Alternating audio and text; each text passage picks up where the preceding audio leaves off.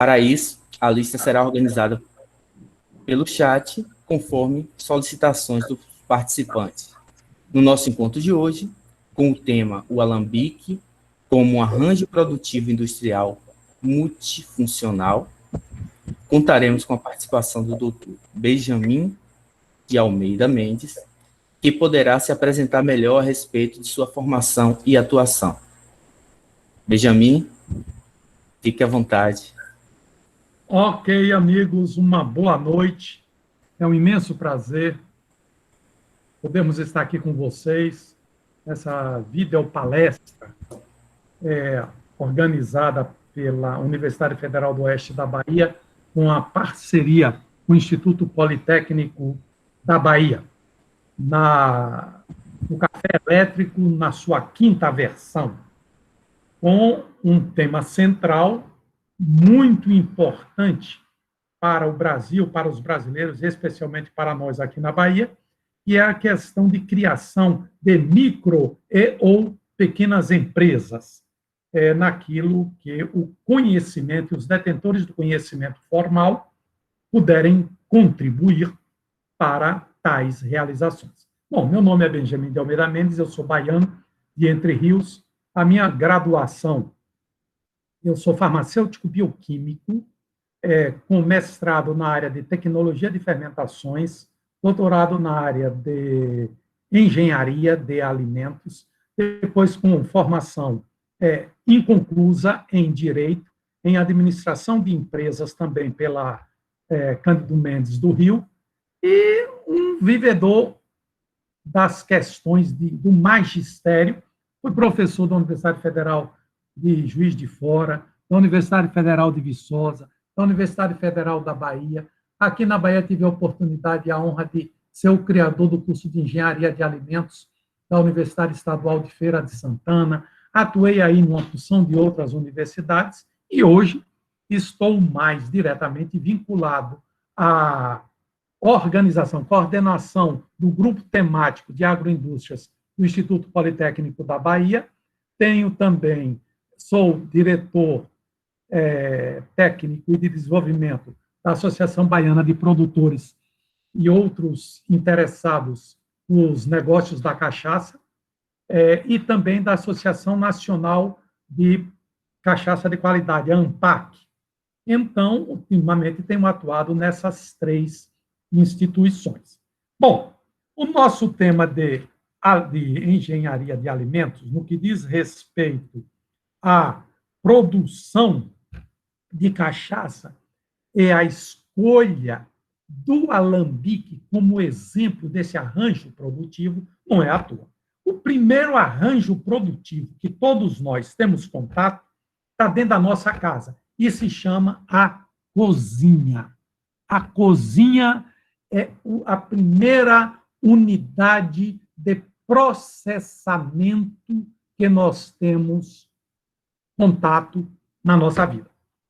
E quanto mais equipamentos e quanto mais operações unitárias forem realizadas na cozinha, mais ela se aproximará de uma unidade fabril formal, com todas as suas operações unitárias, com todos os seus processos, as suas matérias-primas, os processos e os produtos. E nada mais do que isso interessante do que escolher matérias-primas alimentares, sejam elas vegetais ou animais, de origem vegetal ou animal, para podermos ilustrar este mundo maravilhoso da indústria, o mundo das atividades de transformação. Bom, eu gosto sempre de dizer para os meus queridos estudantes de engenharia que há que se cuidar da vida, há que se cuidar do mundo, tomar conta da amizade. No fundo, depois que tudo acaba, o que resta é a amizade, é o amor, é o que a gente cuidou e como a gente foi cuidado, dentro da ética do cuidado. Quando se trata de produzir, de industrializar, de transformar, de se utilizar modos e formas de produção, de consumo, de convivência, nós não podemos deixar de cuidar da tradição, da relação entre tradição, conhecimento, a educação e os seus 4 pilares defendidos pela Unesco, os 4 pilares do Delors: o aprender a ser, o aprender a conviver, o aprender a fazer e o aprender a aprender. Afinal de contas, é isso que vocês, meus queridos alunos da UFOB, estão fazendo na universidade e desde crianças, ao longo de todo o seu processo de formação. Na família, na escola primária, no ensino médio, é o que vocês aprenderam. É isso, aprender a ser, aprender a fazer, aprender a conviver e aprender a aprender.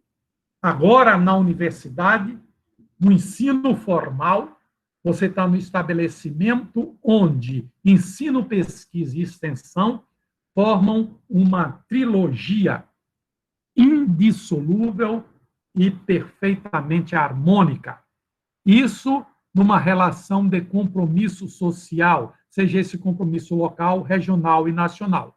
Existe aí uma história que não está confirmada, mas que é muito repetida no Brasil, e que a universidade brasileira, ela surgiu não para dar respostas às demandas por conhecimento da sociedade, mas ela surgiu para e se formalizou com o compromisso de conceder o título de doutor honoris causa ao rei Alberto da Bélgica.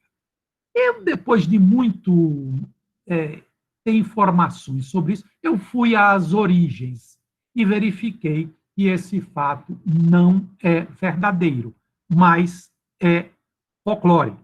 Mas, curiosamente, é um folclore que nos mostra um pouco uma parte que não é muito boa da universidade brasileira no que diz respeito ao seu compromisso em dar respostas às demandas sociais. Quando a gente pensa como surgiu a universidade na Alemanha, na Itália, principalmente na Itália, que tem sido formalmente a primeira do Ocidente, a Universidade de Bolonha, então você vê, meu querido aluno, como a universidade surgiu para utilizar o conhecimento ali produzido e dar as respostas necessárias às demandas da sociedade.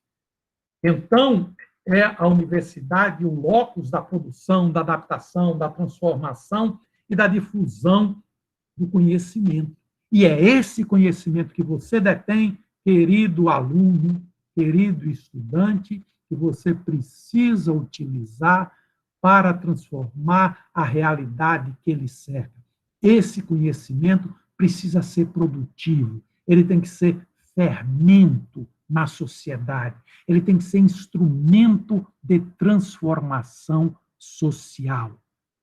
Você também sabe que a universidade pesquisa, que a universidade elabora, e você, enquanto estudante, é um instrumento, é partícipe deste processo de pesquisa e desse processo de geração e difusão dos elaboratos, seja ele um trabalho de conclusão de curso, uma dissertação de mestrado, uma tese de doutorado, os milhares de trabalhos e artigos, e estudos, ensaios que são publicados e, principalmente, os milhares de empregos, de indústrias, de postos de trabalho que são gerados por este conhecimento quando transformado em unidades das mais diversas possíveis de empresariamento, seja empresariamento industrial, empresariamento comercial, empresariamento social, não importa o tipo de empresariamento.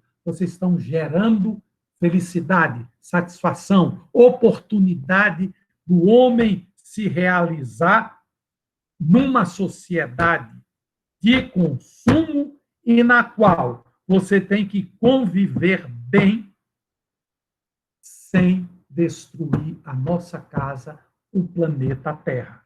Então, vejamos que essa nossa postura de produtores do conhecimento e de produtores do alambique e produtores da fabriqueta da cozinha e produtores da pequena fábrica de manteiga ou da pequena fábrica de iogurte ou da pequena fábrica de doce de leite, ou como foi falado na live do Zocatelli, na produção do doce de banana de Bom Jesus da Lapa, não importa, ou daquele peixe que não foi produzido até hoje no tanque-rede, nos milhares de quilômetros que podem ser utilizados do Rio São Francisco para tal finalidade, por exemplo.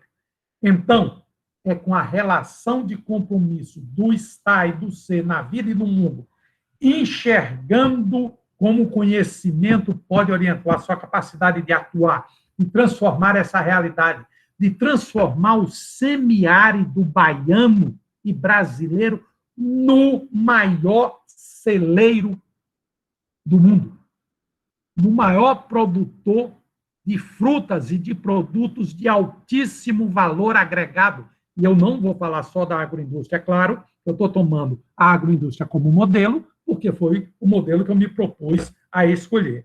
Então, vamos trabalhar. É através do trabalho com conhecimento, que a gente muda o mundo.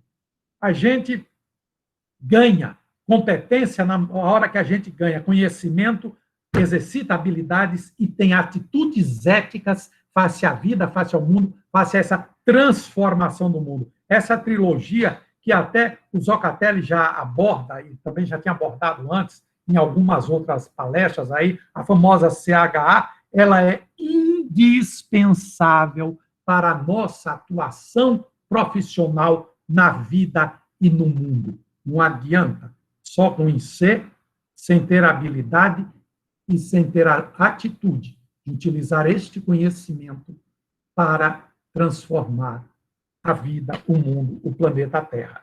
Eu represento isso aí numa representação de 3 eixos, com o tempo, a capacidade de atuar e os conteúdos programáticos, aquilo que se chama grade curricular, que você adquire nas universidades, e na medida em que você vai aumentando, o tempo vai passando, você vai crescendo, aumentando a sua teia curricular, o seu conhecimento, e você vai agregando aptidões, competências, habilidades, atitudes, você vai aumentando a sua capacidade de atuar, a sua postura proativa na vida e no mundo. Aí, por exemplo, isso agora representado, é uma simbologia interessante para este corpo sólido, produto representativo da sua atuação na vida e no mundo. E quanto mais tempo você tiver, mais conteúdo você tiver e mais atuar, maior será o seu sólido, maior será essa sua capacidade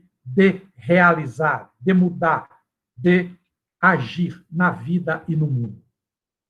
E se faz isso, faz a diferença, se exercita e resgata a historicidade do homem e se atua no mundo sempre através do trabalho, da profissão, engenhando a vida e o mundo. E nós vamos usar essa capacidade de engenhar para podermos elaborar arranjos produtivos fabris que sejam factíveis e utilizáveis na modificação do mundo, na modificação da realidade. O papel do conhecimento, portanto, na construção da felicidade, da satisfação e do resgate da historicidade dos humanos através do trabalho. Trabalho é mais que um dever, é mais que sacrifício, ele tem 2 gêneses. O trabalho, pelo lado grego, ele seria poiesis, realização, poesia, construção, felicidade e satisfação. Pelo lado latino, é tripalium. Tripalium é instrumento de tortura, é o famoso pau de arara. Então, eu gostaria imensamente que você, meu querido estudante, enxergasse o trabalho muito mais como poiesis do que como tripalium. Porque, como poiesis, você vai se sentir realizado, você vai se ser feliz, você vai dizer, puxa vida, fui útil, utilizei o meu conhecimento para mudar o mundo para melhor. Não torturei, não sacrifiquei, não explorei, não exercitei o tripalium, e sim a poiesis, a poesia. Né? Bom, a realidade industrial brasileira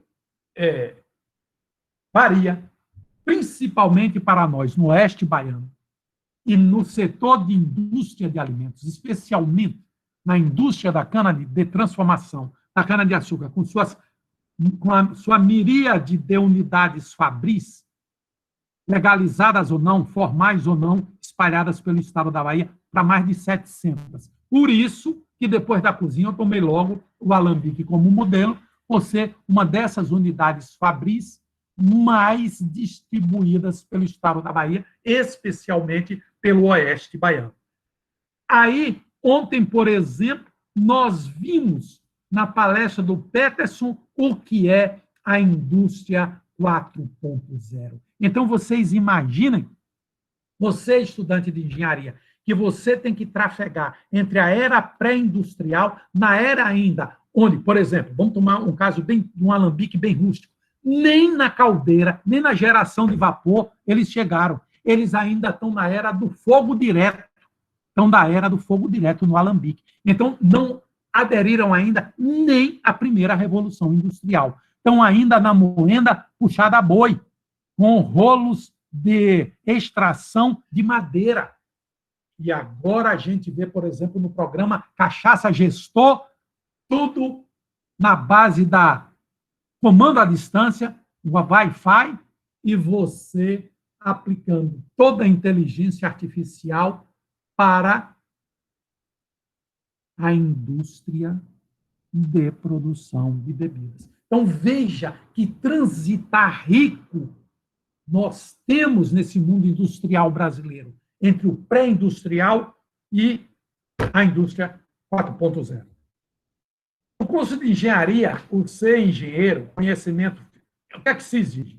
Logicamente, você tem um conhecimento físico-matemático, mas precisa o conhecimento das relações humanas, principalmente do exercício da cidadania, o compromisso com a sustentabilidade. Tem que ter o conhecimento econômico, seus empreendimentos, a sua unidade fabril, não pode ser uma unidade que vise o prejuízo. Você, em termos de empresa, você sempre tem que buscar o lucro, não o lucro a qualquer custo, um sacrifício das pessoas, mas o lucro legítimo que toda indústria bem gerida e bem planejada pode propiciar. O agir ético é fundamental. Aí é o que eu digo, o engenheiro tem que ser engendrador, engenhoso, criativo, empreendedor, gerador de bens e serviços e, eventualmente, pode até ser empregado. Eu sei que, na maioria das vezes, isso é uma inversão. Você, na verdade, acha que o que você quer ser mesmo é empregado, que, eventualmente, você vai poder ser empreendedor. Esqueça isso. O mundo dos empregos está acabando. Está acabando. Você precisa empreender. Você viu ontem, naquela demonstração maravilhosa do Peterson, o que é ser empreendedor, o que é tirar leite de pedra, principalmente no momento de pandemia, onde para ele tudo era negativo, e como é que o cara, em 6 meses, conseguiu pagar uma impressora 3D com o resultado do trabalho dele. Então, neste caso, eu tomei o processamento, a preservação e o aumento de vida de prateleira de alimentos. Por que eu tomo? Porque uma vocação natural do oeste baiano é a produção de alimentos e a sua agregação de valor. Ontem, o Zocatelli falava dos produtos do umbu e do não mais sei o quê, que é produzido em Bom Jesus da Lapa e transportado para a Feira de Santana. Isso é um absurdo. Quando a gente pensa nas condições edafoclimáticas, nas condições de mercado, nas condições de localização do todo o oeste baiano, de Bom Jesus da Lapa, de Barreiras, de Barra, de Santana, de Santa Maria da Vitória e todas essas outras cidades do oeste, a gente pensa, não é possível que não haja competência instalada e condições objetivas de se processar tudo isso em unidades fabris no oeste da Bahia. É por isso que eu digo, quando vocês estiverem muito tristes, assim, mas eu não arrumei um emprego na Nestlé ou na Danone, ou eu não estou conseguindo na Brasil Fruit, etc. Meu amigo, pense no seguinte, pense no artesanal que você viu na fazendinha do seu Zé, na fabricação de manteiga, na fabricação do queijo, do doce de leite, do doce de caju, da polpa de umbu, que era feito artesanalmente. Pense em fazer um scale-up, uma ampliação de escala, começar a agregar conhecimento a isso e fazer aquilo que eu chamo o artesanal otimizado. Comece a usar aquilo que é da sua região, do seu ambiente, do saber fazer do seu povo, do seu pai, do seu tio, do seu irmão. Utilize isso como ponto de partida para você se tornar um empreendedor. Agregue conhecimentos, agregue tecnologia, agregue automação, robótica, informática, ciência da computação a isso tudo, e agregue também gente para trabalhar, agregue aproveitamento do sol, aproveitamento do vento, energia fotovoltaica, energia eólica, energia das águas, aquilo que é produzido pelo São Francisco e seus afluentes, e vamos fazer desse oeste da Bahia, desse semiárido, um jardim do Éden, o Centro Nacional Brasileiro, Mundial, de produção de alimentos de excepcional qualidade. Isso é possível. Interiorizar o desenvolvimento, o que é uma necessidade. Precisa acabar esse complexo de caranguejo andando pela praia. Olha o oeste da Bahia, na região de Barreiras do Agronegócio, na região de Vanderlei, na região de Luiz Eduardo Magalhães. Será possível que os gaúchos, os catarinenses, os paranaenses enxergaram esse potencial do oeste da Bahia e nós, baianos, ainda não despertamos para isso? Meus queridos, é fundamental que nós utilizemos o conhecimento e tenhamos daqueles fatores de produção. Vocês observem que quando, antigamente, os fatores de produção eram 3, terra, capital e trabalho, o Zocatelli nos brindou mais com tecnologia e com aquele negócio ser capaz de empresariabilidade, como também um fator de produção fundamental. Ora, se você tem conhecimento, se você respeita a natureza, você sabe que o planeta Terra é único e que hoje não se admite nem um evento de realização, de trabalho, de industrialização, de fabricação, que não respeite um compromisso entre o social, o econômico e o ambiental. Isso é sustentabilidade. Nós só temos esse planeta e é nele que eu saiba que a gente vai ter que continuar a viver. Bom, quando eu falo disso, lógico que a UFOP, o semiárido baiano, o potencial do desafio, o norte de Minas também, Vale do Jequitinhonha, o oeste da Bahia e o resto do Nordeste, a energia fotovoltaica, a energia eólica, a capacidade de reservação de água, o programa Sertão Forte, a internet G5 e a inteligência artificial são os nossos grandes aliados. E o que é que nós temos na UFOP? Isso tudo. Vocês são principalmente do curso de engenharia elétrica. Isso, a maioria do que eu estou falando aqui, está intimamente relacionado com o curso de engenharia elétrica. Então, que seriam parceiros naturais nas outras engenharias. Ontem, perguntar, mas o que, que nós vamos fazer? Receita pronta do que a gente fazia em Bom Jesus da Lapa? Pelo amor de Deus! Encham o oeste aí de painel fotovoltaico, forneçam energia para a rede de energia da Coelba, por exemplo, comecem a utilizar a inteligência artificial para geração de todas as coisas que esse país precisa e que hoje está importando tudo da China. Nosso parque industrial precisa readquirir vigor, precisa readquirir criatividade, precisa adquirir competitividade, ter preço competitivo. Nós precisamos, o nosso parque industrial não pode se deteriorar, nós não podemos nos pauperizar e muito menos nos desindustrializar.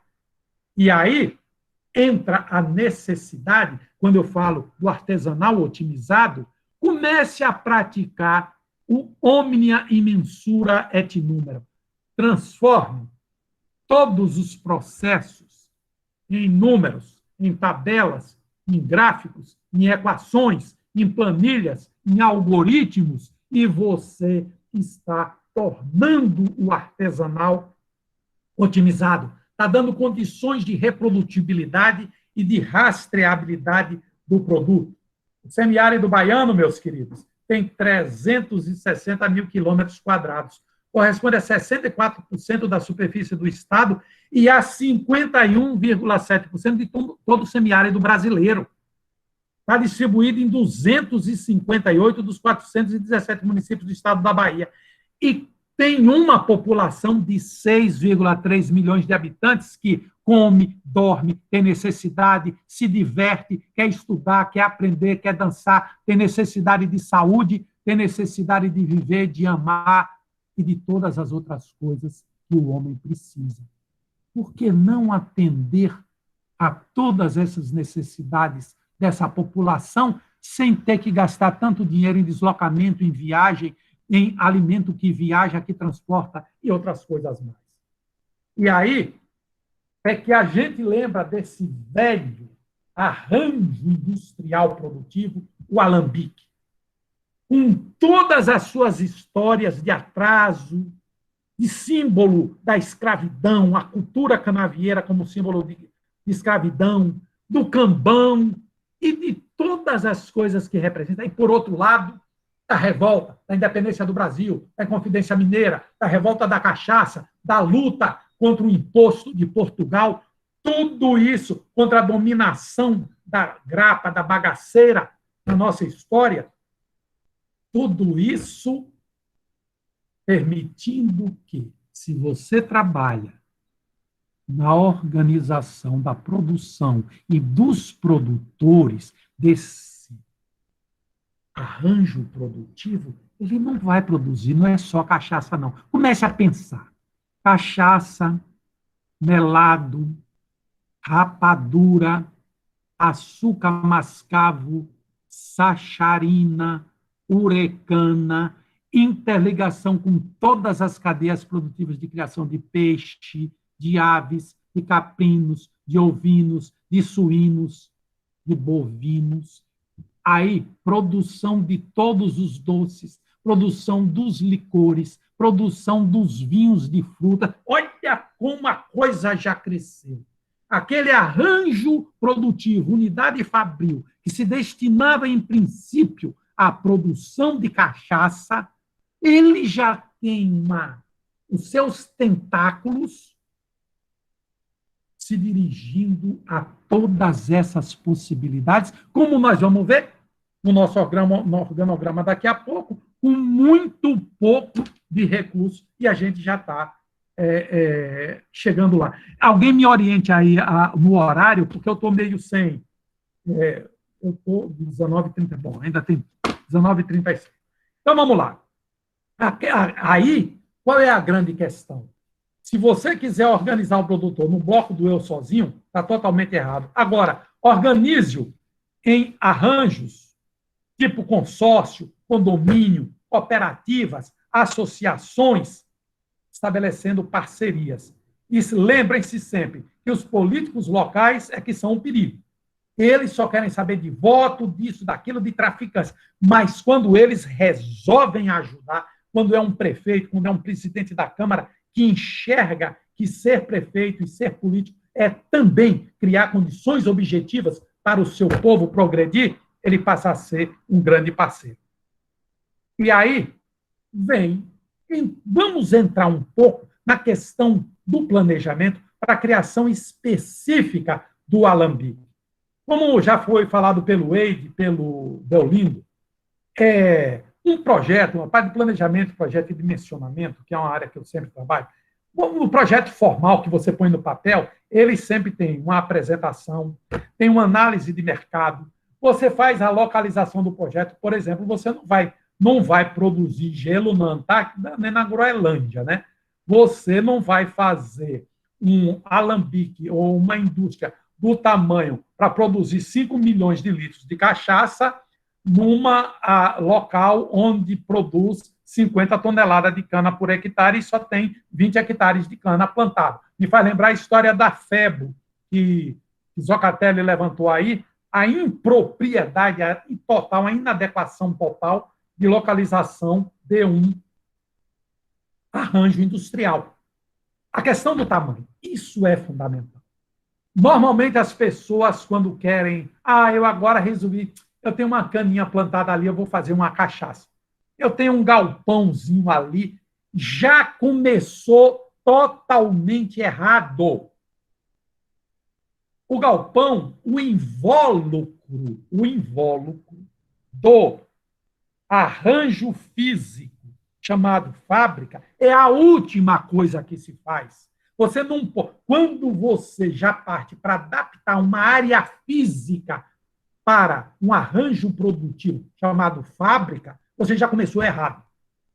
Porque esse item aqui que eu botei agora, a engenharia, ele tem que funcionar e nós vamos destrinchá-lo. Agora, é claro que temos que analisar num projeto também mais o investimento, o financiamento, quem vai funcionar, eu vou investir, o que é meu, o que é recurso próprio, o que é recurso de terceiros, quanto eu tenho, quanto eu preciso tomar nas agências de financiamento, Banco do Nordeste, Banco do Brasil, Desembanco, Desembahia, o BNDES, no final são todos agentes repassadores de recursos do BNDES. Bom, quais os custos e quais são minhas receitas anuais, a organização e administração da produção, como eu vou fazer, a justificativa econômica e as conclusões. Se o seu comece a pensar com a cultura do projeto, não comece nada sem tentar fazer o seu plano de negócios, sem tentar ver antes. Sabe para quê? Para você errar menos. Fazer projeto é a forma mais inteligente de se errar menos. Eu não estou dizendo que com isso você anula o erro, não. O erro é inerente à condição humana. Agora, você minimiza a possibilidade de erro. Por isso, tem que planejar, tem que fazer projeto, tem que dimensionar corretamente o que você vai fazer. Você entrando na engenharia do projeto, eu vou dizer muito da minha experiência como, entre aspas, fazedor de projetos. Como é que eu faço os meus projetos? Como é que eles são apresentados? Um projeto meu, como eu faço, ele tem logo de cara, primeira coisa, a identificação e qualificação da empresa. Lógico, primeiro ele tem a apresentação, que é o projeto, esse projeto está no município de Lapa, tal empresa assim, destinada. Depois, quem são os empresários? Para a identificação. E aí, tem uma coisa que é importante nessa identificação, que é a carteira, que é a certidão de nascimento da pessoa jurídica, que, como vocês aprenderam muito bem com o doutor Zocatelli, se chama CNPJ, Cadastro Nacional de Pessoa Jurídica. Tá claro? Então, é preciso que ela tenha a sua certidão de nascimento. Outra coisa que fala, quais são as operações unitárias envolvidas, passo a passo, do produto no campo até o produto na garrafa ou até o produto na boleia do caminhão baú que vai levar o meu produto para o supermercado, para a central de distribuição. Então, tenho que ter todas as operações unitárias devidamente em sequência. E aí vocês vão ver como. E os meus índices técnicos e parâmetros operacionais. Queridos, pelo amor de Deus, você não pode fazer um projeto, você sabe, meu amigo, quantos dias por semana você quer trabalhar? 5. Quantas horas por dia? 8. Quantos dias por mês? Quantos dias por ano? A sua cultura é sazonal ou não? Quanto o seu equipamento, ele moe? Quantos quilos de cana, sua moenda? Quantos quilos de cana por hora? qual é o índice de extração de caldo. Tudo isso são índices técnicos e parâmetros operacionais que constam no projeto. E eu ponho isso nos... Um instrumento indispensável, fluxograma quantitativo. É a espinha dorsal da engenharia do projeto. O fluxograma quantitativo é a espinha dorsal da engenharia do projeto.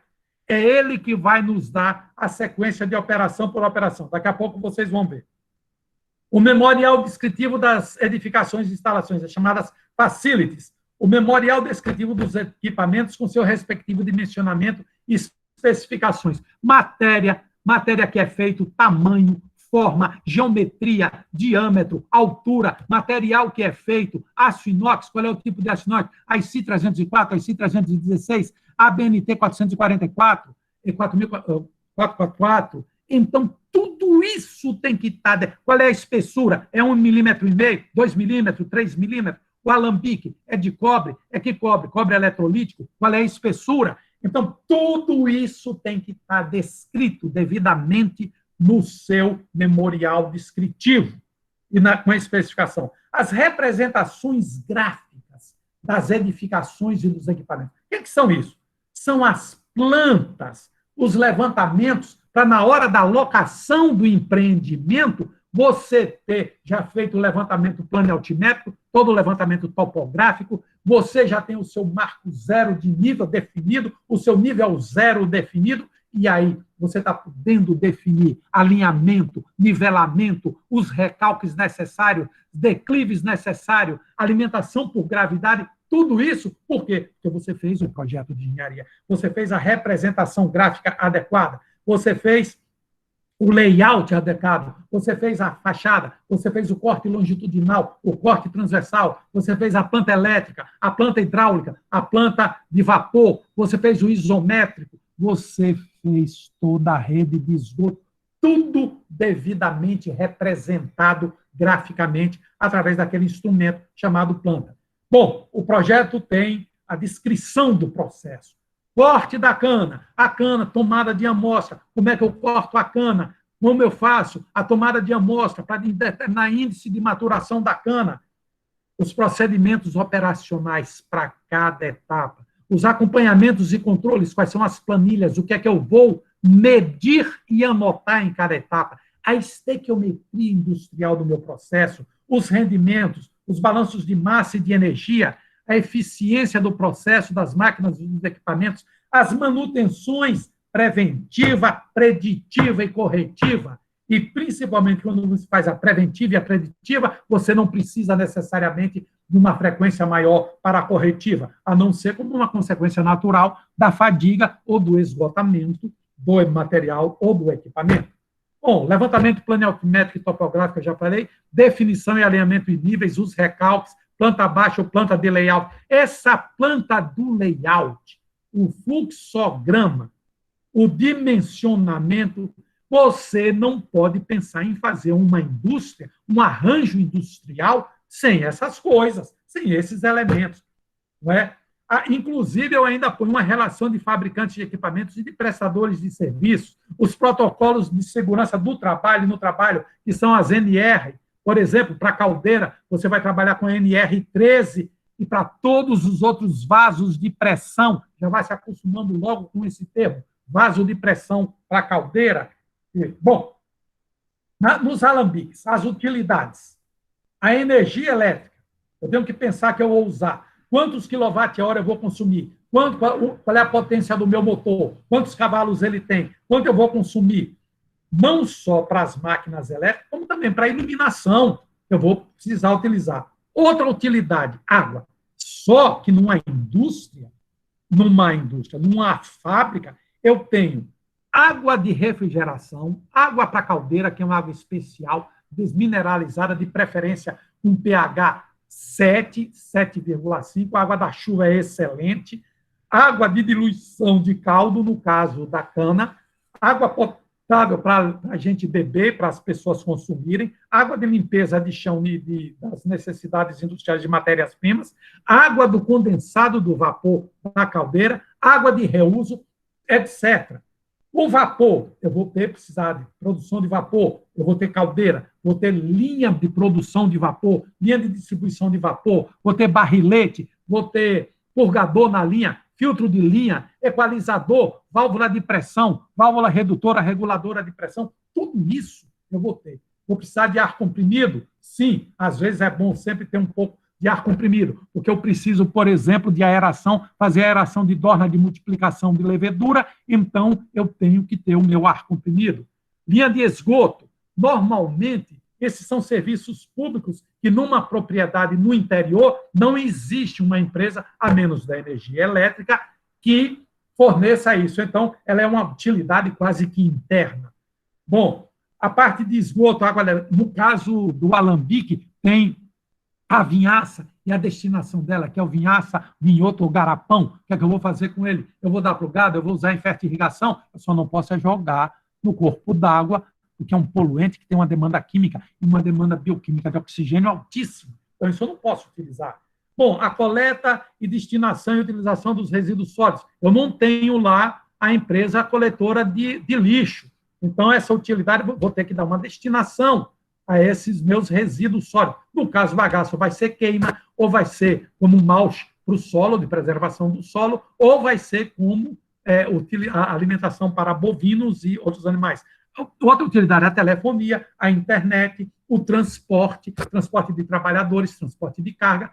Tudo isso eu preciso considerar na minha unidade fabril. Está aí um fluxograma para você ver. Por exemplo, para esse fluxograma, eu tomei como base de cálculo um alambique que utiliza 700 litros de vinho de processamento. Ou seja, ele processa de cada vez 700 litros de vinho. Vinho é o quê? É o caldo da cana devidamente fermentado. Então, lá no campo, verificação do estágio de maturação da cana. É o Brix, maior do que 20%, em massa por massa, com índice de maturação da cana maior que 0,85. O corte, observe, eu sei quantos metros quadrados eu vou cortar, qual é a produtividade, 1.103 quilos de cana crua. Eu vou deixar a soca no campo, vou tirar a ponta e a palha, que vai me dar essa quantidade aqui, 20%. E como os limpos, eu vou ter 562 quilos. Isso vai ser transportado para a unidade fabril, que é o alambique. Lá vai ser armazenada, não por mais de 12 horas, muito menos do que 24 horas, porque senão a cana azeda e vai ser ruim. Aí eu vou fazer a extração da moagem, é num aparelho chamado moenda ou engenho, que tem um índice de extração de caldo que pode ser maior que ou igual a 60%, isso índice volumétrico, quando eu tenho litros por quilograma de cana. Ou pode ser um índice mássico, quando eu tenho, por exemplo, 65% de quilogramas de caldo por quilogramas de cana. Eu vou ter numa produção aí, ó, tá vendo esse 505 quilos, depois vai passar na peneiração, depois esse caldo peneirado vai para o decantador, que é uma caixa de areia também, onde vou tirar a areia, o bagacilho, a cera, a mucilagem, e vai ter tudo aquilo que não pode levar para a fermentação. Continuando, esse caldo decantado vai para a padronização do caldo, que é o quê? É padronizar o doce da cana, é padronizar o Big Brix, chamado atenuação do Brix. Normalmente uma cana, aí eu estou tomando uma cana com 18 Brix, mas ela pode chegar aí no oeste da Bahia a 28 Brix. É a região do Brasil onde eu vi os maiores Brix em cana-de-açúcar. Você já pensou? É um verdadeiro pau de açúcar. O colmo da cana não é uma cana, é um pau de açúcar com 28 Brix, ou seja, 28 gramas 28 gramas por 100 mililitros de caldo. Desculpe, por 100 gramas de caldo. Isso é uma quantidade fantástica. Então, da padronização do caldo, eu acerto para a fermentação, normalmente a 15 Brix, né? Vou proceder à fermentação. Já veio aqui o pé de coxo do lado esquerdo, que é o pé de coxo ou o fermento, que pode ser, são o quê? São as leveduras e outras populações microbianas que processam a fermentação, a liberação de CO2. Esse CO2 eu posso aproveitar ou posso deixar ir para a atmosfera, só não posso deixar ficar no chão para matar ninguém asfixiado. Por isso eu tenho que ter a ventilação adequada na sala de fermentação, tanto em cima quanto embaixo, para evitar Agora tem aquele caso lá dos meus amigos de Goiás, que foram meus alunos, os 3 morreram asfixiados na adega, porque resolveram transformar a adega em sala de fermentação, e os 3 que fizeram o curso comigo lá em Rio de Contas, um mês depois do curso, estavam mortos por asfixia. Por quê? Erro de layout, erro de dimensionamento, erro de projeto, lamentavelmente. Bom, depois da fermentação, para normalmente o fermento da fermentação, ao bypass sair direto para a destilação, já o fermento pode sofrer uma lavagem que se chama despolarização na membrana, a gente faz isso e vai para a destilação, da destilação eu separo fração de cabeça, coração e cauda, a fração de coração é a cachaça que nós padronizamos com graduação alcoólica de 38% a 48%, e ela pode ser vendida, se filtrada e engarrafada, como cachaça branca. Se envelhecida em madeira ou com chips de madeira, vai ser uma cachaça envelhecida. Então, meus queridos, rapidinho, isso é aquilo que eu falei, a alma de um projeto, o fluxograma quantitativo. É a partir dele que você faz todas as outras coisas. A gente viu lá atrás que são necessárias fazer no dimensionamento dos equipamentos. Agora, por que o alambique é essa unidade multifuncional que pode permitir essa múltipla utilização? Por causa da possibilidade das interconexões das cadeias produtivas alimentares. Eu não vou ficar só com a cachaça, porque na mesma dorna que eu fermento caldo de cana, eu posso fermentar caldo de fruta para obter vinho, eu posso fermentar mosto de cevada e centeio para fazer cerveja. No mesmo engarrafador, eu posso engarrafar esses produtos todos. Na mesma caldeira que eu utilizo para aquecer o alambique, eu posso utilizar, comprar, adequar, fazer um anexo para a minha unidade, fazer um anexo de produção de melado de rapador. Olha lá, eu estou usando a mesma caldeira.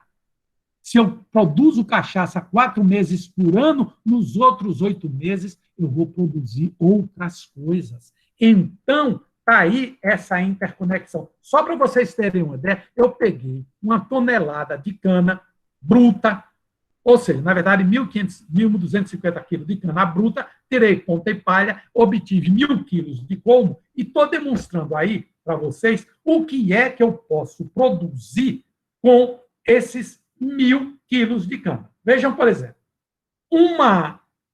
um terreno horroroso, uma produção horrorosa, que produza 30 toneladas de cana por hectare. Deixa eu ver, ó. Foi a condição de contorno que eu estabeleci, desculpe. 35 toneladas de cana por hectare, 1.000 quilos de colmos, eu posso, em 1.250 quilos de colmo integral, eu vou ter 1.000 quilos de colmo limpo e 250 quilos de ponta e palha.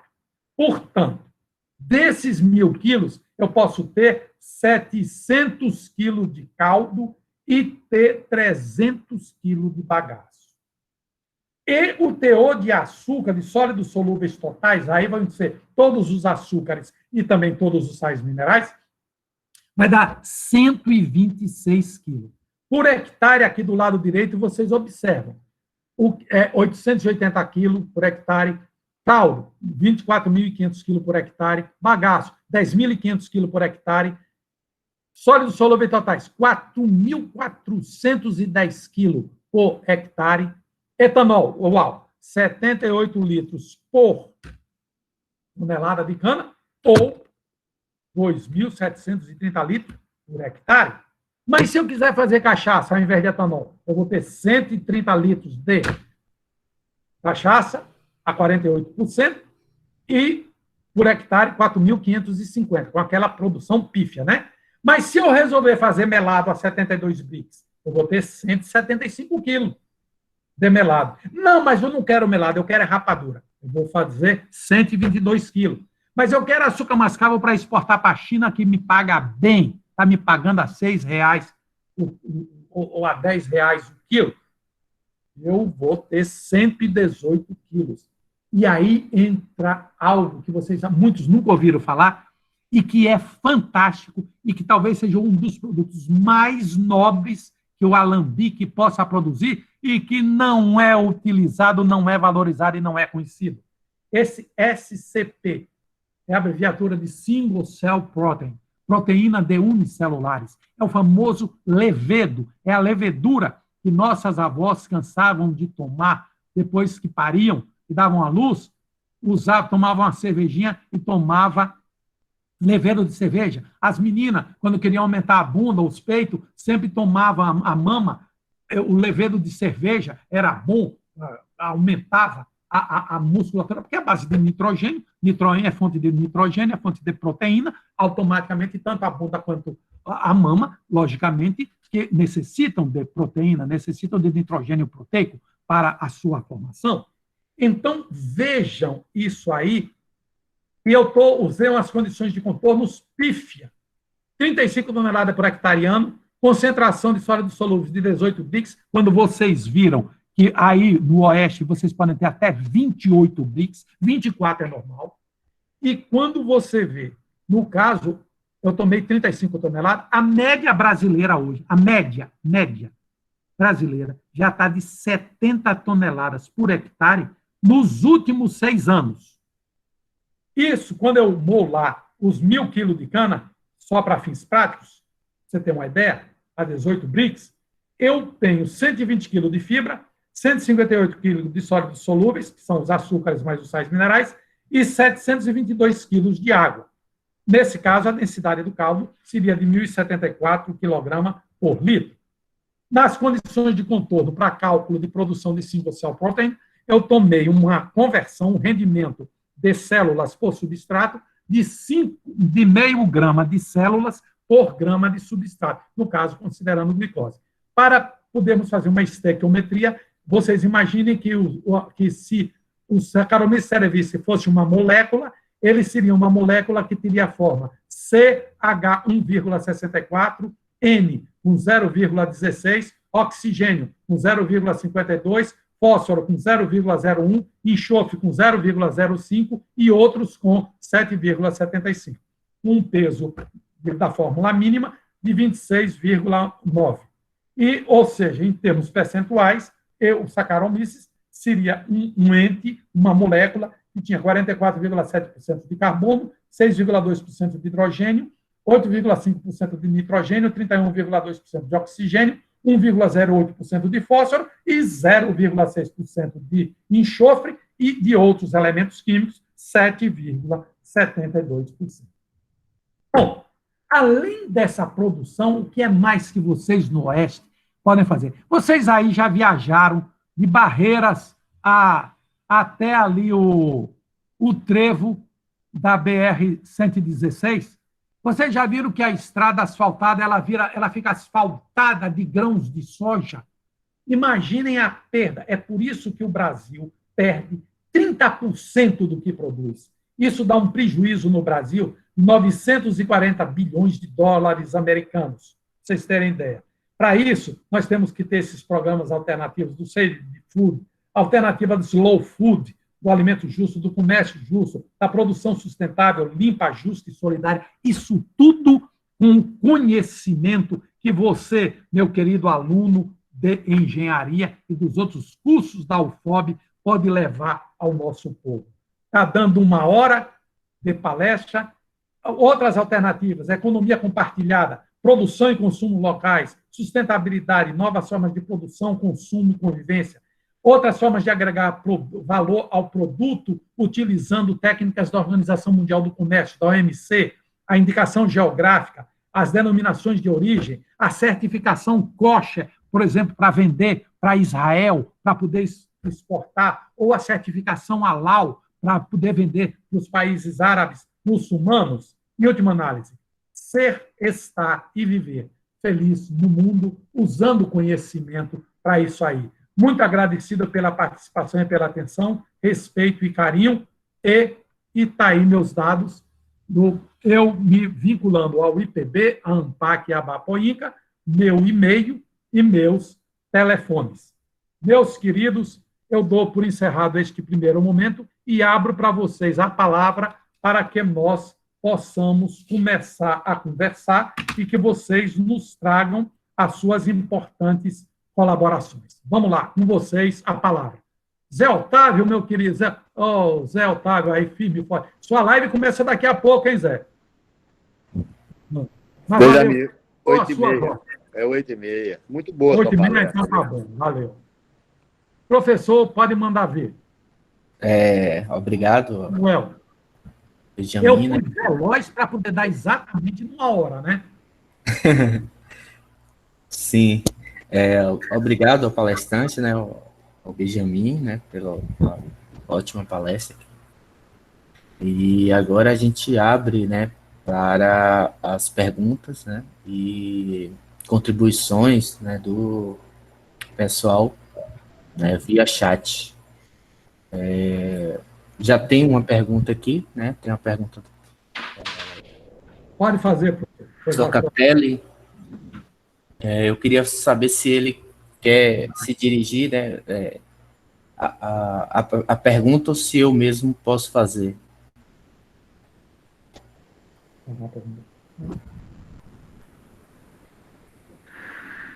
Pode abrir o microfone para o Zocatelli, tranquilo. Professora Rosilé Oliveira de Almeida, boa noite. Vamos lá, professor Manuel. Vou fazer a pergunta, professor, não abriu o microfone, então eu faço a pergunta aqui, né? Então, a pergunta do Zocatelli é a seguinte: como a IPB poderá se inserir no processo de empreendedorismo na região Oeste, contando com a expertise local no projeto de alambiques? Bom, muito bem. Isso é maravilhoso. Em primeiro lugar, eu queria dizer o seguinte: nós temos no Oeste a UFOB, portanto, e temos também o IFE de lá de Barreiras. Então, instituições, e temos a UNEB também no Oeste. Então, instituições de ensino que fazem ensino, pesquisa e extensão, nós temos à vontade.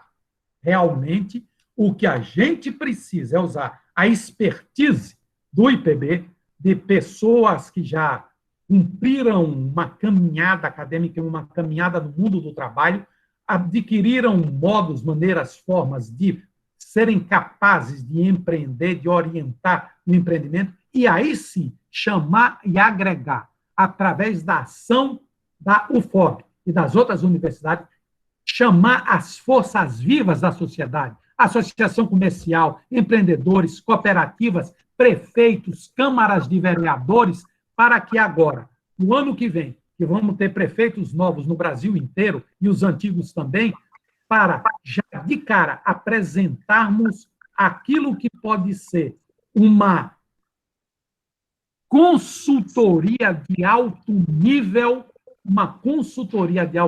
a custo quase zero, por aqueles que são produtores do conhecimento, das instituições de ensino, produtoras de conhecimento e de pesquisa. E aí sim, oferecemos essa consultoria, assessoria, treinamento, capacitação, programas de desenvolvimento, programas de organizar cooperativas, associações, todos esses arranjos produtivos em torno do alambique, que seria uma primeira unidade motora de desenvolvimento do Oeste da Bahia. Agora, não o alambique tradicional, o alambique com este arranjo multifuncional que nós colocamos aqui, do Omni à imensura, o alambique com conhecimento, o alambique com expertise, que ele manteria o nome alambique, produziria cachaça, mas produziria muito mais outras coisas, principalmente alimentos e proteínas. Eu acho que essa, Zocatelli, é uma maneira de nós, em parceria com a UFOB, com a UNEB e com o IFE Baiano de Barreiras, podermos, e as outras instituições que quiserem, podermos fazer isso. Vai ter a UPB, União dos Prefeitos da Bahia. Eu acho que a gente, professor, poderia ir lá tanto o IPB quanto a UFOB pediu uma reunião com todos esses prefeitos dos 230 e tantos municípios que eu apresentei aí do oeste da Bahia, para a gente fazer uma apresentação para eles do que é, onde a gente pode atuar, em que a gente pode ajudar. Agora, independente disso, eu acho que já o FOB já poderia promover um debatezinho rápido, porque o Eide falou de uma coisa que Zocatelli complementou e que eu fui mais fundo ainda. Vocês já poderiam organizar um debate entre os estudantes e nós a respeito das 3 apresentações e dessas 3 possibilidades. Porque sem planejamento, sem projeto, sem dimensionamento, a gente não faz nada. Vai fazer tranqueira. E é o que eu digo. Eu posso até não saber qual é a melhor maneira de fazer uma coisa, mas eu sei qual é a pior. É fazê-la de qualquer jeito. E isso nós não queremos mais. A filosofia do qualquer jeito, vamos fazer do jeito que der, não dá para continuar. Essa é a minha opinião. Pois não, professor, às suas ordens. Tá, obrigado, professor, pela resposta, né? Deixa eu verificar se tem mais alguma pergunta aqui. Alguém mais, pessoal?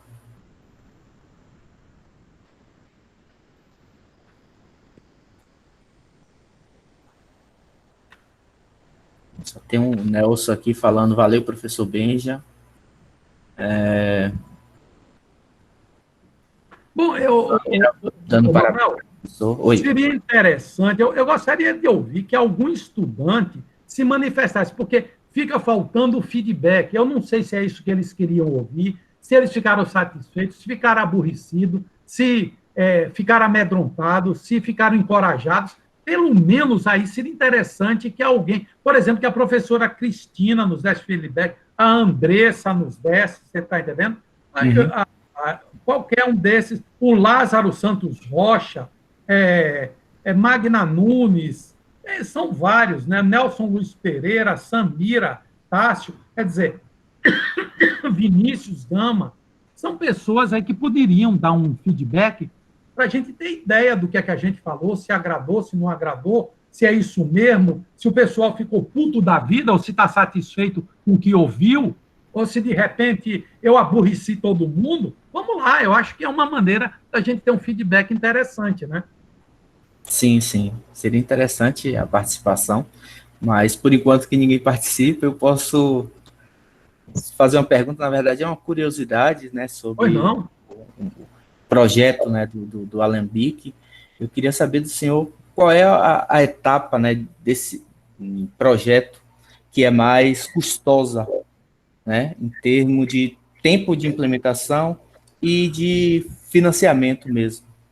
Olha, financiamento, enquanto unidade exclusiva para a cachaça, existem alguns preconceitos ainda que dominam. Se você falasse que era para produzir cerveja ou vinho, não ia ter preconceito nenhum. Mas quando, às vezes, ainda se fala para cachaça, pode existir algum preconceito. Quando, por outro lado, a gente fala como derivados da cana-de-açúcar, não tem problema. Porque, normalmente, você faz um projeto desse, eu trabalho na faixa de execução de 3% a 5% do valor total do projeto, em termos de remuneração, o projeto fica pronto, e ele pronto, hoje, as agências de financiamento andam pedindo, pelo amor de Deus, para você apresentar projeto para eles estarem financiando. Claro, tem as garantias, esse é um problema, as garantias que você tem que dar do projeto.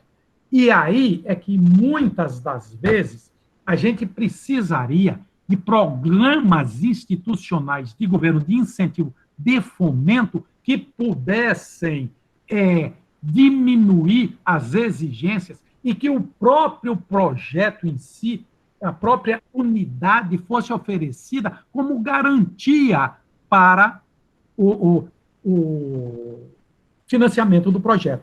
É claro que, infelizmente, um projeto nesse nível de detalhamento que eu botei aqui é um projeto sério, é um projeto que tem estudo de tanto a parte, não só a parte técnica de engenharia, como toda a parte de viabilidade. Com um projeto desse, com nível de detalhamento, é muito fácil você conseguir financiamento. Hoje, curiosamente, não está difícil conseguir. Agora mesmo, eu estou tendo a oportunidade de acabar de fazer aqui um projeto na nossa região aqui do Recôncavo, não posso, logicamente, falar o dono, o proprietário, mas R$ 1.500.000 um projeto, que é bem... Porque, por exemplo, um projeto desse de uma unidade multifuncional, tranquilamente, com R$ 350 mil, você, 450 mil, você monta uma unidade multifuncional dessa para atender 50, 60 produtores organizados numa cooperativa ou num consórcio de produtores. Tranquilamente. Para você ver, desde num raio de ação de 15 quilômetros, 7,5 para um lado, 16 quilômetros, 8 quilômetros para cada lado, para se tornar economicamente viável. Tranquilamente, você pode... Em Santana, nós estamos aprontando um projeto desse. Vamos ver o que é que vai dar o resultado da eleição, se o Marcão vai ser reeleito, espero que sim, né? E que lá nós faríamos um projeto piloto desses para, como forma de, inclusive, não só agregarmos as pessoas que confiam nessa nossa proposta, mas também que poderá servir de inspiração e de ideia para outros arranjos produtivos no oeste da Bahia. Ok. Deixa eu ver se tem alguma pergunta. Não sei se é isso mais, Manuel, que você queria ouvir, mas... Sim. Valores também é mais ou menos isso que eu já lhe falei. E que aí você precisa, porque alguns equipamentos são um pouco caros. Por exemplo, a caldeira é um equipamento caro, ou a moenda é um equipamento caro, o alambique é um equipamento razoavelmente caro. Os tachos que usam vapor para a produção do açúcar mascavo, principalmente, que exige ponto e, portanto, exige temperatura elevada, são tachos razoavelmente caros, porque eles têm que ter formato especial. Eles são vasos de pressão e, como tal, tem que estar sujeito às normas da IN 13 do Ministério do Trabalho e Emprego. Então, são equipamentos caros. Mas o resto, os outros, são equipamentos razoavelmente baratos. A construção civil, utilizando mão de obra da região e materiais da região, você pode baratear tremendamente os custos. As exigências da vigilância sanitária, você pode atender com relativa facilidade. No caso de bebida, você tem que atender às exigências do Ministério do MAPA. No caso dos produtos de alimentos, as exigências da vigilância sanitária. Ok. Obrigado, professor. Alguns comentários aqui, né? O professor Antônio Sobrinho falando sobre a excelente palestra, né? O Vinícius também, né? Sobre a didática do professor, muito boa. E tem uma pergunta aqui do Zocatelli, né? Que é sobre o IPB poderia participar como consultor do projeto de financiamento, né? Financeiro? É uma pergunta. Poderia participar como o quê, Manuel? Como consultor do projeto financeiro. Zocatelli é um consultor fantástico na área, e não é só à toa que ele é o tesoureiro, o diretor financeiro do IPB, é um economista de renome, do mais alto gabarito.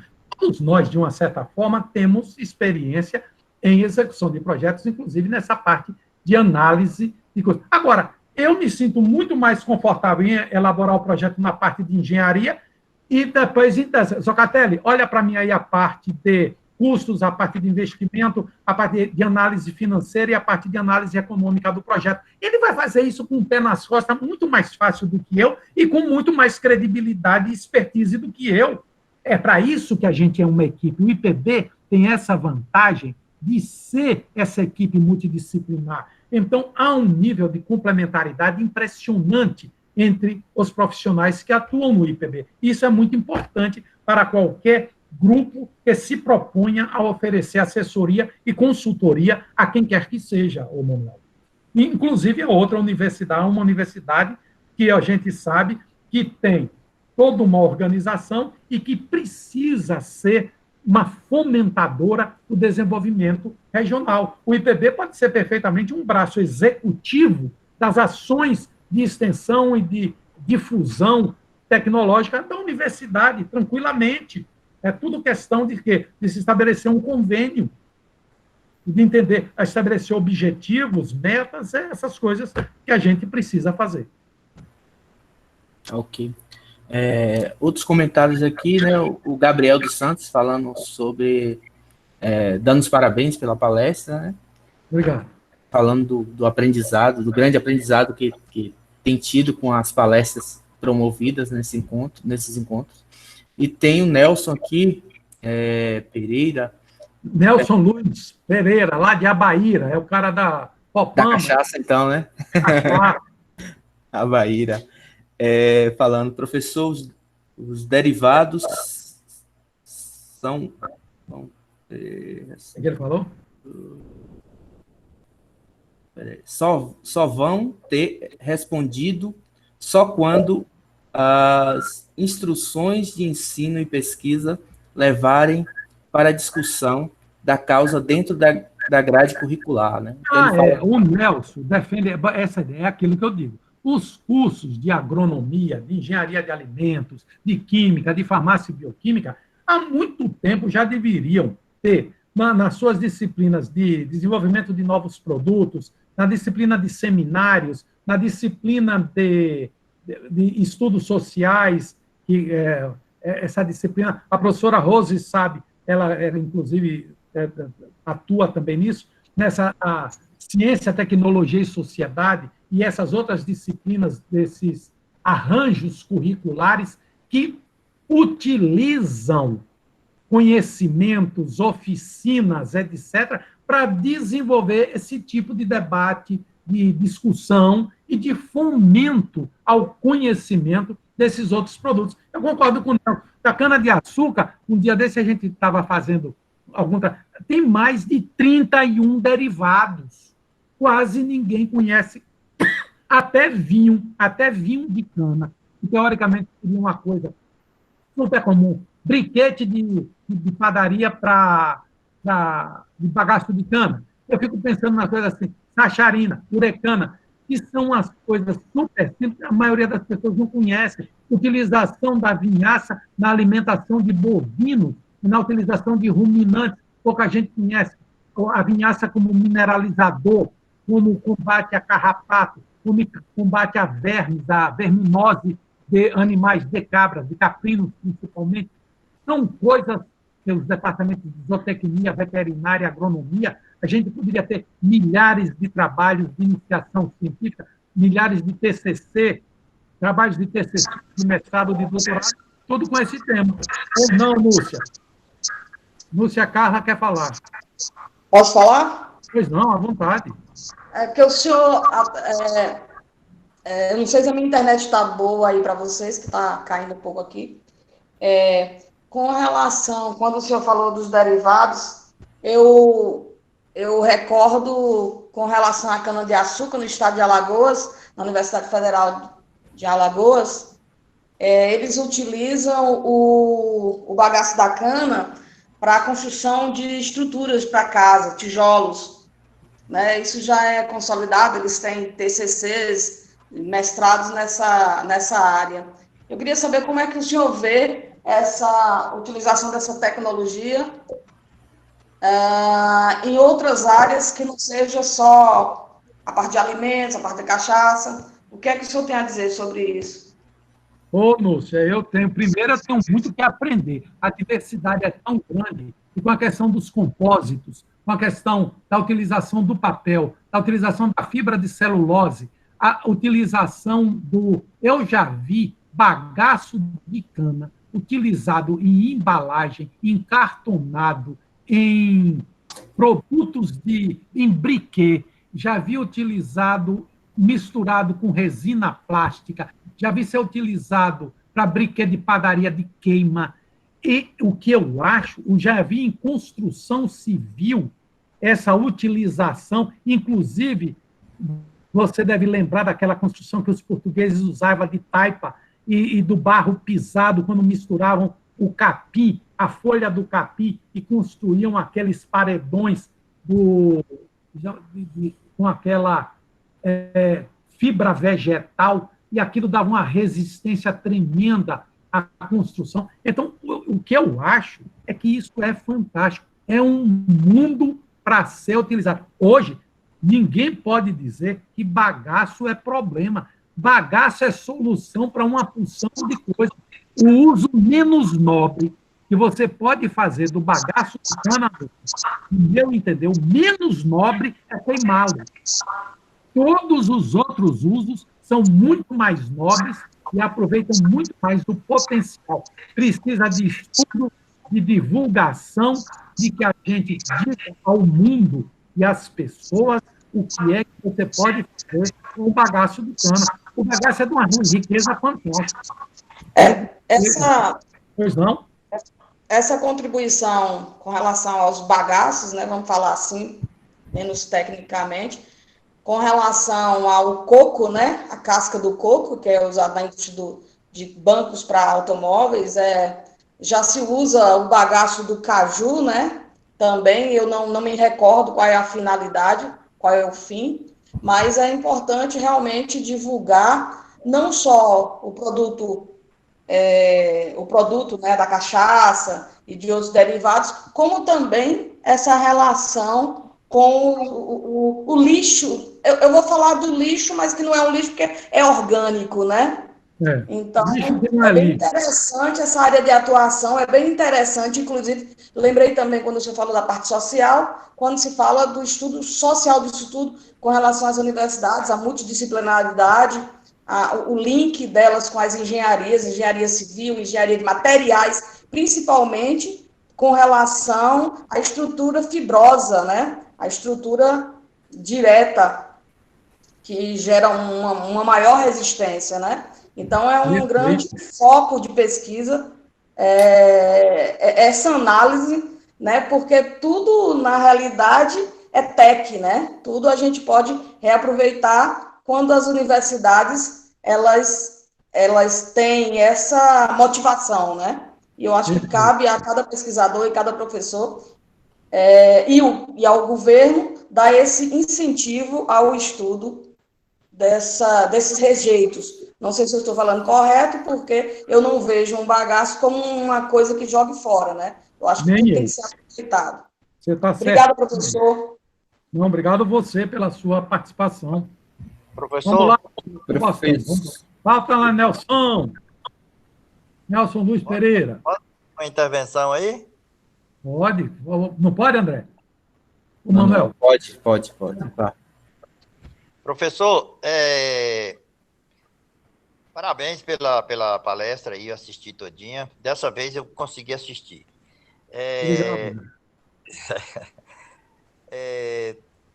Eu vejo, a pandemia me colocou dentro do meu alambique.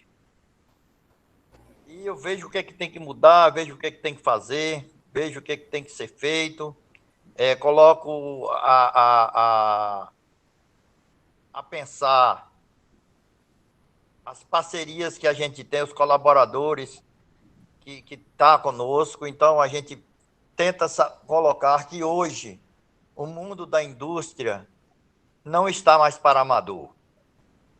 O mundo da indústria de alimento, ela além de trazer a transformação, a matéria-prima, porque só se pensa em indústria lá nos grandes centros. Mas a indústria rural, a indústria da farinha, a indústria da mandioca, a indústria da cana, a indústria do umbu, qualquer outro tipo de fruta que tenha a matéria-prima, principalmente no semiárido, é colocada assim de descaso mesmo. E a gente vê hoje, a gente ainda não adentrou na universidade, não conseguimos abrir as portas da universidade para que a gente trabalhasse. O senhor é um professor universitário, o senhor sabe disso, sabe das dificuldades, nós estamos juntos nesse caminho há muito tempo. A gente entende que isso tem que ser participar lá dentro, a gente briga por esse espaço multifuncional há muitos anos, e a gente percebe, professor, que existe hoje uma questão muito grande das pessoas estar incentivando, inclusive, outras bebidas que não são brasileiras. A gente entra num site, você vê como faça seu gin em casa, faça a sua porcaria de não sei de que lá em casa. A gente sabe que não é assim, é um destilado, é uma coisa bem feita, é uma coisa que tem que ser trabalhada, é uma coisa que tem que ser todo toda aquela asepsia que deve ter sido. E, além do mais, é uma abertura do camponês para a cidade grande. É a abertura que o pessoal vem para conhecer, para degustar, para ver o trabalho, sentir de perto. Falo isso porque eu também sou da área de turismo. Então, a gente entende que esse papel que a universidade tem que abraçar. Tá? A professora colocou aí uma questão, professor, que é do bagaço. Bagaço, para mim, é uma das coisas mais nobres que existe dentro da cana-de-açúcar. Infelizmente, ele é totalmente desvirtualizado, totalmente largado, e você não consegue mudar essa cultura se ela não vem da universidade. Ela tem que vir da universidade.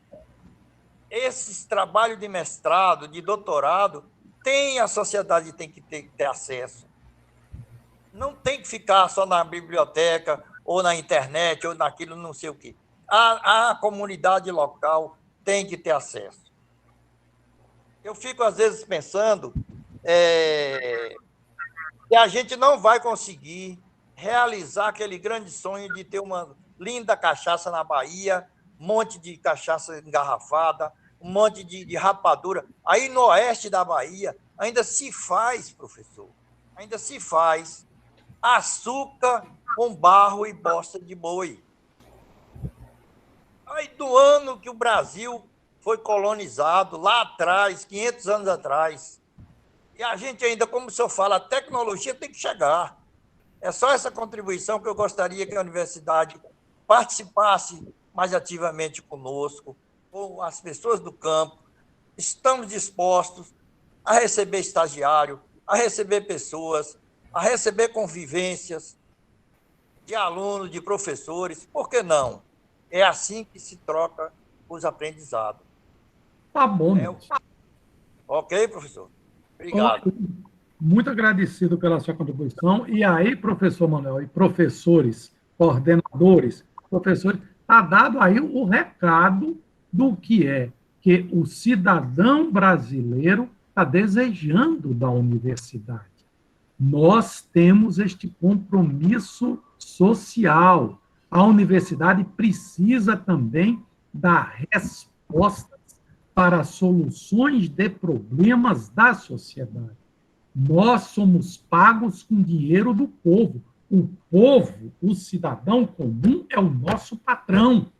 Nós, professores universitários, precisamos criar linhas de ação em pesquisa, em extensão, em ensino, em preparação, em treinamento, qualificação, que atendam a essas demandas. E Deus tem razão, quer queiramos ou não. Quando uma coisa é uma pessoa detentora de um saber, mas que não é um saber formal, o saber que vem da academia, ela dá um conselho. Mas se esse mesmo saber passar pelo crivo da universidade e for, a partir da universidade, difundido como um saber, como um conhecimento que foi testado, conectado, validado, muda. É o mesmo conhecimento, mas o status de aceitação muda. Por quê? Porque as pessoas têm a percepção de que a instituição, por excelência, validadora, referendadora deste conhecimento é a universidade e as instituições de pesquisa. Então, nós temos essa missão, sim, de validarmos este conhecimento, de difundi-lo, de adaptá-lo, de transformá-lo, de readaptá-lo. A questão da difusão do conhecimento é algo que as pessoas sempre batem na universidade, que a universidade não pode estar formando seus TCCs, seus trabalhos de conclusão de curso, suas teses, suas dissertações de mestrado, suas teses de doutorado, suas patentes, para ficarem em armários. Isso precisa ser transformado em ação de transformação. Essa difusão, fazer este conhecimento chegar a quem precisa dele, é um desafio que nós precisamos vencer na universidade. os estágios, o trabalho dos alunos. Eu me lembro muito, na minha época de estudante, do Projeto Rondon. O Projeto Rondon tinha muito dessa ideia de levar o conhecimento e a solução do problema para quem necessitava. Eu mesmo fiz Projeto Rondon em Umburatiba, lá em Minas, em Machacalis, na região onde 100% da população tinha xistosomose. 100% da população tinha xistosomose. Então, a gente foi levar, por exemplo, relembrar tecnologia de fossa, tecnologia de tratamento d'água, tecnologia de combate à larva, quer dizer, coisas que eram necessárias para aquela região de Umburatiba, de Machacalis, lá no norte de Minas, mas é o nordeste de Minas, já divisa com Bahia, com Itanhém, ali com o rio Itanhém. Então, existem todas essas maneiras, todos os programas de extensão da universidade que visam justamente isso. E, Nelson, e não é só levar a resposta, é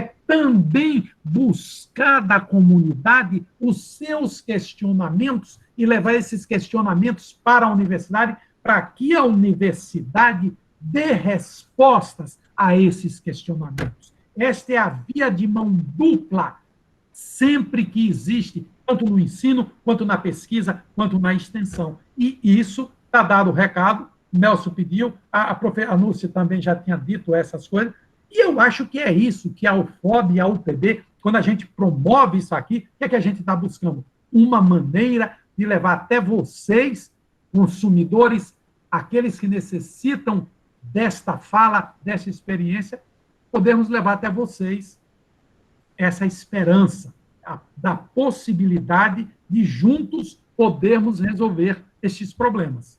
Professor Manuel vai me ser com a palavra. Ok, concordo também com o que foi falado aí pelo Nelson, né? Isso a universidade realmente precisa, sim, se aproximar cada vez mais da comunidade, né? É através dessas discussões que se torna essa relação mais proveitosa. A gente tem uma outra pergunta aqui, né? Só por curiosidade, os alambiques feitos de cobre têm alguma interferência na qualidade da cachaça? Pergunta aqui o Daniel Rocha. Tem e muita, e graças a Deus altamente positiva, se você quer saber. Cachaça boa é feita em alambique de cobre limpo. Limpo, alambique de cobre polido, de cobre de excepcional qualidade, cobre grosso de 2,5 milímetros de espessura, cobre eletrolítico, sempre limpo. Muita gente confunde, acha que por ser de cobre que vai levar problema de contaminação. Totalmente errado, para provocar doença de Wilson. Quem provoca a doença de Wilson é azinhavre, é alambique sujo, alambique na parte descendente, quando você tem da serpentina em diante, do deflegmador, se tiver deflegmador, ou do capelo, se for de capelo em diante, na serpentina, e na pichola e na serpentina, aí você, se isso tiver sujo, tiver com azinhavre, não for limpo, aí você vai contaminar a sua cachaça. Mas o cobre é necessário e indispensável para promover a catálise de muitas reações desejáveis na cachaça de qualidade, principalmente a eliminação de compostos do enxofre. Quando você destila uma boa cachaça, que foi feita uma boa fermentação e tudo, e o alambique estava limpinho, depois daquela destilação, você passa a mão assim por dentro da parede do alambique, sai escuro. Foi o quê? A catálise de uma série de reações e aqueles produtos, aquelas reações ocorreram e ficaram aderidas na parede do alambique. O alambique vai ser limpo de novo, vai ser lavado e está pronto para a próxima destilação. Então, cachaça boa exige alambique de cobre limpo e polido, e de preferência aquecido a vapor, sem fogo direto, e que destila o vinho límpido, coado, filtrado, sem bagacilho, sem nenhum sólido em suspensão e sem célula em suspensão. Está aí a universidade com o desafio de poder desenvolver um hidrociclone ou uma centrífuga contínua para fazer a total deleveduração do caldo. Significa eliminar totalmente a presença de leveduras no vinho que vai ser destilado. Isso podendo ser por uma centrífuga ou por um hidrociclone, por exemplo, ou por algum outro processo de separação dessas células de micro-organismos do vinho que vai entrar no alambique de cobre aquecido por vapor. Quanto mais limpo, sem partículas em suspensão por este vinho, melhor será a qualidade da cachaça produzida. Ok. Não sei se eu atendi a pergunta do moço, ou se ele ficou frustrado ou não, achando que ia sentar o cacete no cobre. Muito ao contrário. O cobre é indispensável e necessário na produção de uma boa cachaça. Nessas condições que eu falei, é claro. Atendeu sim. Nós não temos mais perguntas aqui. Não temos mais perguntas. Não temos? Então, Leandro. Professora Rosileia, uma pergunta. Depois da professora falar, eu gostaria de dar uma palavrinha. Pronto, Lenaldo. Pois não. A professora tem preferência. Eu sou o segundo plano. Quem foi? A professora eu não vi, não. Não? Não. Então falo eu. Em princípio, eu tive problema de tecnologia da comunicação. Entrei no início da apresentação do Benjamin, depois fui derrubado pela Vivo e só ressuscitei a coisa de 20 minutos. Eu só queria fazer considerações a respeito da fala da professora Núcia, onde, objetivamente, foi falado do bagaço e saiu a terminologia lixo e eu não vi, mas hoje não se trata mais dessa referência de lixo, e sim de resíduos sólidos. Há uma dificuldade cultural muito grande no nosso país, e no Nordeste mais ainda, de tratar aquilo que extrapola o produto principal do beneficiamento. Anteontem, o Zocatelli falando a respeito do caju. Então, quando o consumidor usa o caju, ele enxerga o pedúnculo, né? Que é a parte doce, e, na verdade, o fruto é a castanha. Então, todo mundo fala o bagaço do caju, eu ouvi falar aí do bagaço da cana e da nobreza, mais nobre ou menos nobre. Eu gostaria de relembrar só o que o Zocatelli falou na terça-feira, e que certamente é fundamental. Há uma dificuldade grande na academia e preparar o alunato para o mercado com a visão da engenharia econômica. Eu acho que o Benjamin falou aí um monte de nome indecoroso que ninguém sabe decodificar o que é do processo da cachaça pelo cobre, né? Mas uma coisa é indiscutível: qualquer empreendimento, qualquer iniciativa, seja feita por um filósofo, por um engenheiro eletricista ou por um biofarmacêutico, ele tem que ter uma palavra-chave: lucro, resultado. Se não tiver lucro, não tem sustentabilidade. Se não tem sustentabilidade, vai fechar. Então, esse comentário a respeito da observação da professora Núcia me remete a colocar o seguinte: não existe a questão de mais nobreza ou de menos nobreza, é uma questão de ordem econômica e regional. Ora, se nós pensarmos que a grande produção de cana nesse país está em São Paulo, tá? E visa essencialmente a produção de etanol, eles têm uma escala de produção que inevitavelmente vai para a queima, para a geração de energia e, com isso, baratear o custo de produção industrial. Se nós pegarmos agora, por exemplo, uma cidade, Quinjing, no sertão da Bahia, ela não tem escala de produção e, naturalmente, que o que ela produzir vai ser em volume que não é suficiente para pensar em queimar. Então, vem a questão da ração animal, vem a questão do próprio recheio para a construção civil, como uma pessoa aí falou, não sei se foi o Nelson, de construção de casas de taipa e que pode utilizar.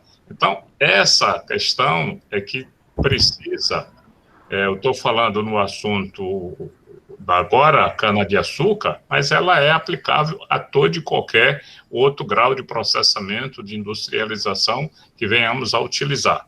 Agora, eu queria só fazer uma pergunta. O Nelson Luiz, ele é da região de Abaíra e é produtor, é isso? Ele é produtor. Ele é eu já o conheço há uns 30 anos nessa batalha de viabilizar soluções para o beneficiamento da cana-de-açúcar, produção de cachaça, essa coisa toda. Fico muito feliz em saber que ele esteja presente nesse evento.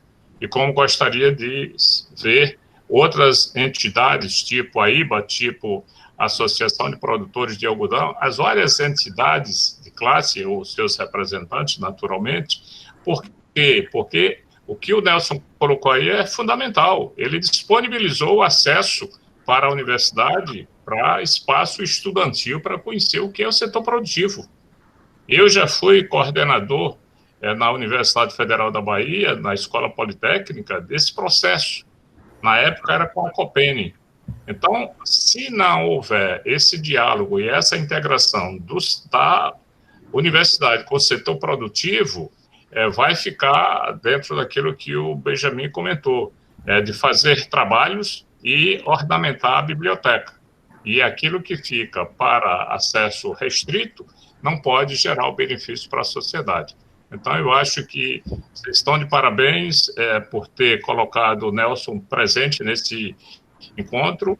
Não sei se nos anteriores, e ainda tem um dessa amanhã, salvo engano, ou é dia 17, não recordo, a última apresentação. É importante trazer alguém do setor, da sociedade civil, do setor produtivo. Para quê? Até porque, ao ouvir as mensagens que estão sendo postas aí, ele vai ter o interesse e a motivação de atrair e levar até estudante para integrar o seu corpo de desenvolvimento de projetos e processos. Basicamente, era essa a minha consideração. Ok, Lenaldo. Muito agradecido.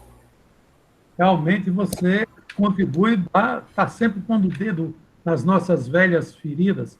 E Nelson já é companheiro de caminhada. Inclusive, só um detalhe curioso, né?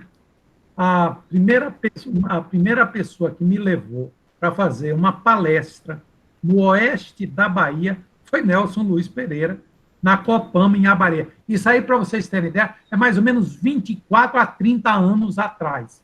Vocês terem ideia, quando se criou na Bahia um programa chamado Aproveitamento Integral da Cana-de-Açúcar. Foi quando aquele cidadão que foi prefeito de Juazeiro, o Cury, o Jorge Cury. Isso, era secretário de Indústria, Comércio e Mineração do Estado da Bahia. Foi a primeira vez que, a convite de Nelson, e depois a convite de Macilon Justino de Araújo, que era gerente de agroindústria, eu vim na Bahia, eu era professor da Universidade Federal de Viçosa, e vim para começar o programa de aproveitamento integral da cana-de-açúcar na Bahia. Então, são velhos companheiros, e não é de hoje que a gente está nessa luta. E não é de hoje que a gente fala dessas coisas no Oeste, e eu não sei por que razão parece que as coisas no Oeste demoram.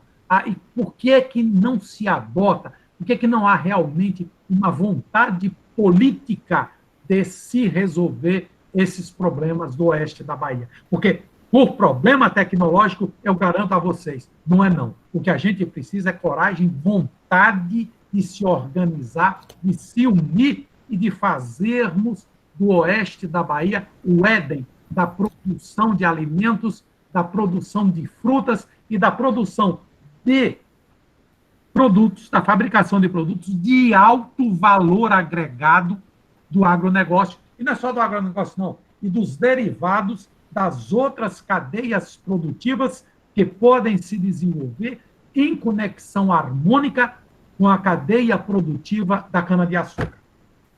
Essa é a minha esperança e a minha fé pública, o meu credo na possibilidade do conhecimento ajudar a transformar o oeste da Bahia e todo o semiárido baiano. Bacana, professor.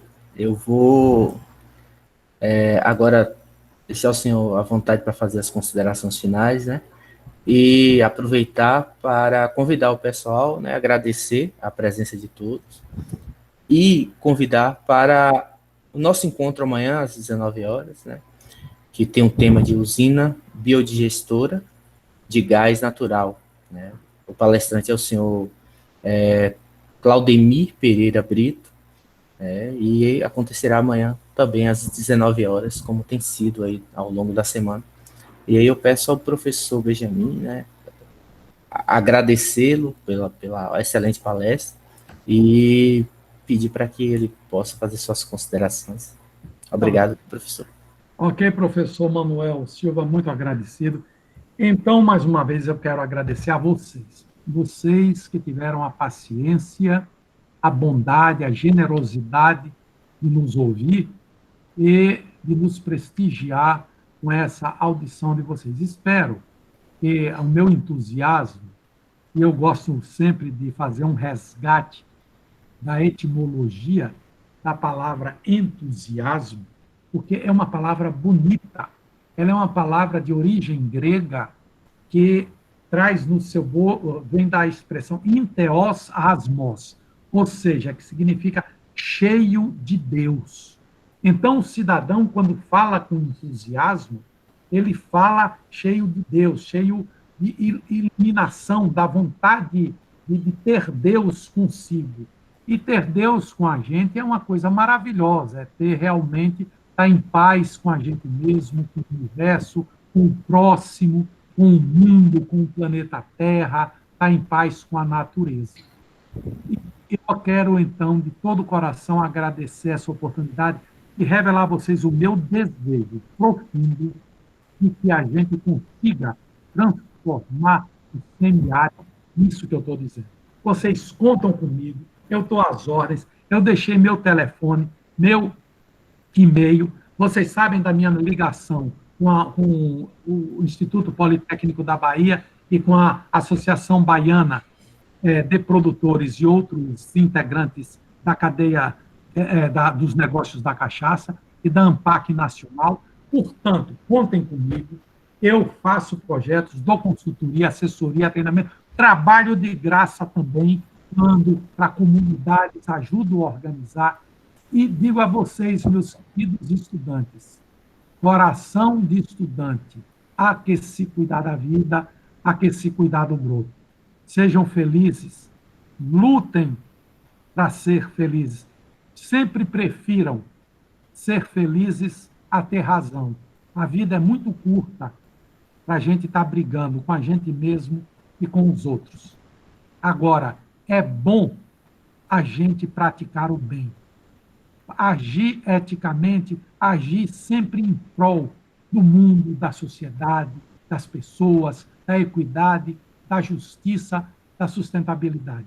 Tenham uma boa noite e, de todo o coração, meu muito agradecido a vocês, estudantes, aos professores e coordenadores da UFOP, e quero lhes dizer que Benjamin e o IPB, e com seu presidente Lenaldo, que aqui falou, nós estamos às ordens para darmos cumprimento a esses acenos e concretizá-los.